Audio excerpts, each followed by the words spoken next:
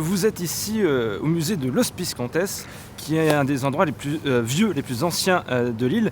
En effet, il a été fondé au Moyen-Âge. Et à cette époque, croyez-le ou non, l'île était aussi la capitale de Constantinople. Pourquoi capitale de Constantinople? Parce qu'en fait, cet hospice, c'est-à-dire c'est un endroit où on accueillait les malades et les pèlerins, a été fondé par une demoiselle qui s'appelait Jeanne de Flandre, qui était la comtesse de l'endroit. Et en fait, son père, Baudouin, a fait la 4e croisade.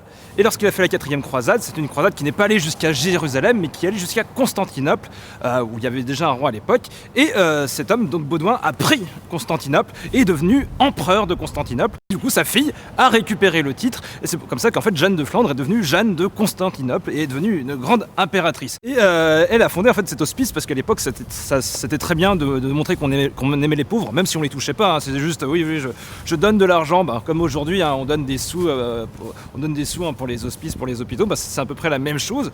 Et donc, ça a été fondé au XIIIe siècle.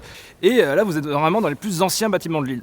Les plus anciens, sauf que tout ce que vous voyez quand même, l'hospice a brûlé 2 fois. Il a brûlé une fois au XVe et une fois au XVIIe siècle. Et bien en fait, tout a été reconstruit. En fait. Donc c'est un ancien bâtiment, mais en fait ce qu'il y a vraiment de très ancien, c'est juste les soubassements, les pierres grises que vous voyez à la base, mais c'est tout ce qu'il y a d'ancien, d'accord?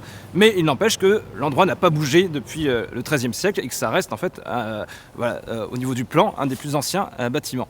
Donc là, ce que vous filmez, ce que vous voyez derrière, en fait, c'est la salle des malades. C'est là où en fait on mettait tous les malades les uns à côté des autres. Donc il n'y avait pas de salle individuelle. C'était vraiment des lits les uns à côté des autres sur à peu près 100-150 mètres et avec une petite église au bout parce qu'en fait c'était lié à la religion. Donc si on voulait guérir, il n'y avait pas de médicaments à l'époque. Il fallait prier Dieu et voilà. Et si vous étiez un bon croyant, normalement ça devait marcher. Vous devez être soigné, mais ça marchait pas à tous les coups quand même.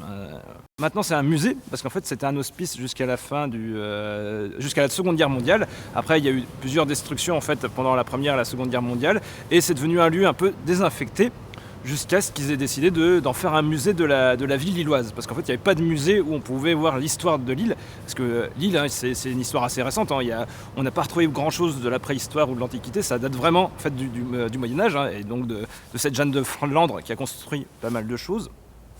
Et en fait, c'est à partir de là que plusieurs constructions étaient faites.